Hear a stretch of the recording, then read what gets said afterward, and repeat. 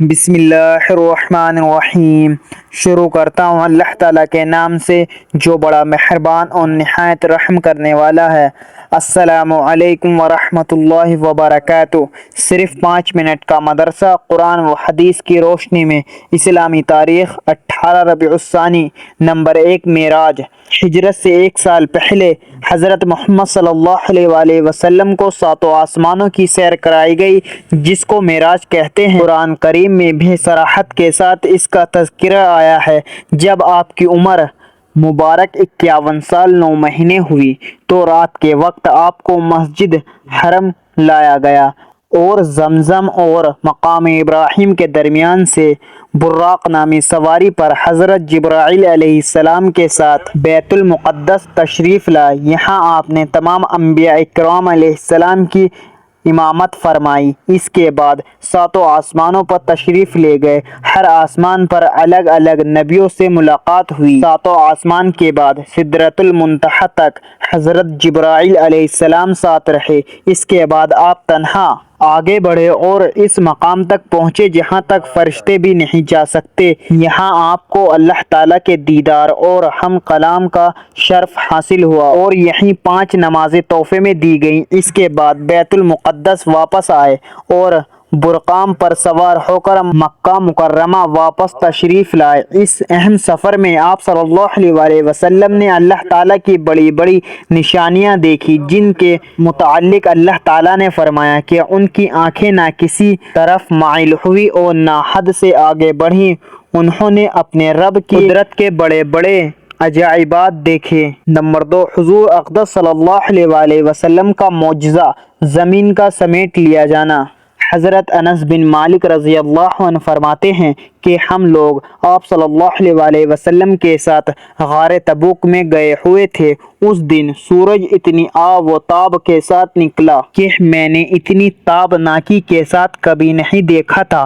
چنانچہ حضرت جبرائیل علیہ السلام حضرت محمد صلی اللہ علیہ وآلہ وسلم کی خدمت میں حاضر ہوئے تو حضرت محمد صلی اللہ علیہ وآلہ وسلم نے اس کی وجہ معلوم کی تو حضرت جبرائیل علیہ السلام نے عرض کیا، اس کی وجہ یہ ہے کہ آج مدینہ منورہ میں معاویہ بن معاویہ الالفیہ کی وفات ہوئی ہے اور اللہ تعالیٰ نے ان کی نماز جنازہ پڑھنے کے لیے 70,000 فرشتے اتارے ہیں۔ تو حضرت محمد صلی اللہ علیہ وآلہ وسلم نے فرمایا، کس بنا پر یہ درجہ حاصل ہوا؟ حضرت جبرائیل علیہ السلام نے عرض کیا، حضرت معاویہ رات دن چلتے پھرتے اٹھتے بیٹھتے قل هو اللہ احد پڑھا کرتے تھے۔ حضرت جبرائیل علیہ السلام نے عرض کیا، اگر آپ بھی ان کی نماز جنازہ پڑھنا چاہتے ہیں تو میں زمین کو سمیٹ لوں؟ تو حضرت محمد صلی اللہ علیہ وآلہ وسلم نے فرمایا، جی ہاں۔ چنانچہ زمین سمیٹ لی گئی اور حضرت محمد صلی اللہ علیہ وآلہ وسلم نے مدینہ جا کر ان کی نماز جنازہ پڑھی اور پھر واپس تبوک آ گئے۔ نمبر 3، ایک فرض کے بارے میں، میت کا قرض ادا کرنا۔ حضرت علی رضی اللہ عنہ فرماتے ہیں کہ رسول اللہ صلی اللہ علیہ وآلہ وسلم نے قرض کو وصیت سے پہلے ادا کروایا۔ حالانکہ تم لوگ قرآن پاک میں وصیت کا تذکرہ قرض سے پہلے پڑھتے ہو۔ فائدہ، اگر کسی شخص نے قرض لیا اور اسے ادا کرنے سے پہلے انتقال کر گیا تو کفن دفن کے بعد مال وراثت میں سے سب سے پہلے قرض ادا کرنا ضروری ہے، چاہے سارا مال اس کی ادائیگی میں ختم ہو جائے۔ نمبر 4، ایک سنت کے بارے میں، قیامت کی رسوائی سے بچنے کی دعا۔ قیامت کے دن ذلت رسوائی سے نجات پانے کے لیے اس دعا کا اہتمام کرو، وَلَا تُخْنِ يَوْمَ يُبْعَثُونَ۔ ترجمہ، اے میرے رب مجھے قیامت کے دن رسوا نہ فرما۔ نمبر 5، ایک اہم عمل کی فضیلت، اذان دینا۔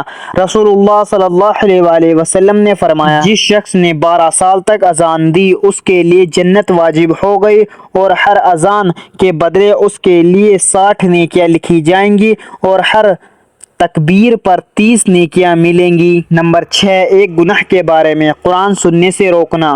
قرآن میں اللہ تعالیٰ فرماتا ہے یہ کافر لوگ ایک دوسرے سے کہتے ہیں کہ اس قرآن کو مت سنا کرو اور اس کے دوران شور مچایا کرو، امید ہے کہ اس طرح تم غالب آ جاؤ گے۔ ان کافروں کو ہم سخت عذاب کا مزہ چکھائیں گے اور یقیناً ہم ان کو ان برے اعمال کا بدلہ دیں گے جو وہ کیا کرتے تھے۔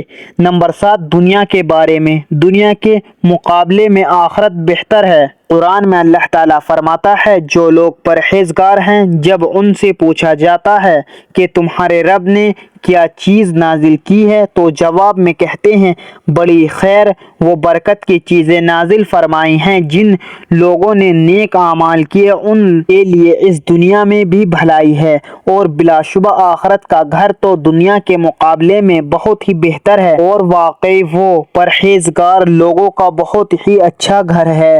نمبر 8، کافر کی بدحالی۔ رسول اللہ صلی اللہ علیہ وسلم نے فرمایا قیامت کے دن کافر اپنے پسینے میں ڈوب جائے گا یہاں تک کہ وہ پکار اٹھے گا اے میرے پروردگار جہنم میں ڈال کر مجھے اس عذاب سے نجات دے دے۔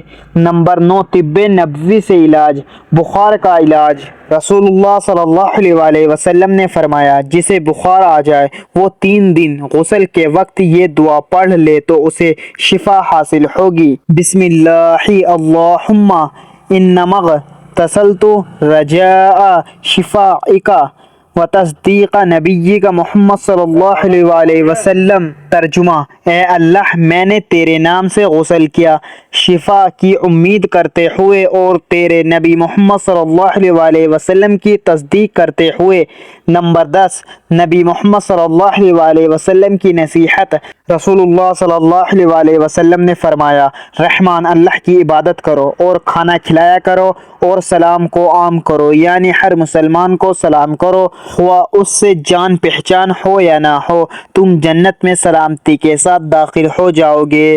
اللہ تعالی ہم سب کو کہنے سننے سے زیادہ عمل کرنے کی توفیق عطا فرمائے، آمین۔